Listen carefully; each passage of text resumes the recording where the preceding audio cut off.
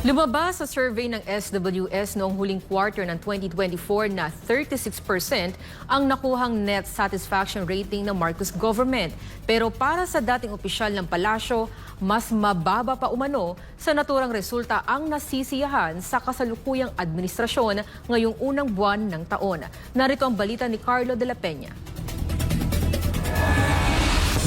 Napanatili ng Marcos administration ang nakuha nitong net satisfaction rating noong huling bahagi ng 2024 sa isinagawang survey ng Social Weather Station o SWS noong Disyembre 12 hanggang 18.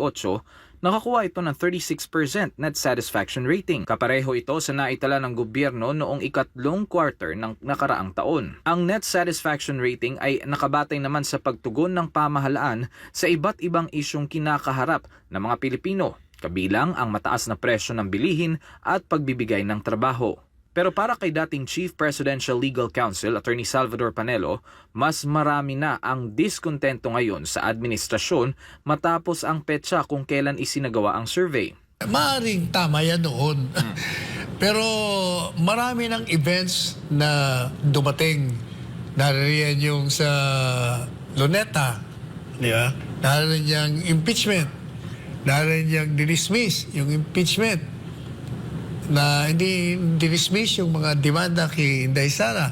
Nariyan yung controversial sa GAA. Marami nang dumaan, kaya kung totoo man yun noon, wala na ngayon yan. Subsequent to December 24, marami nang pangyayari na nagpakita na ang taong bayan talagang disgustado na, diskontento na. Sa mga kinakaharap na isyu ng bansa, pinaka hindi nasisiyahan ng publiko ang pagtugon sa inflation o mataas na presyo ng bilihin. Nakakuha ito ng negative 12% net satisfaction rating dahil na rin hanggang sa ngayon ay mataas pa rin ang presyo ng mga bilihin kabilang na ang bigas.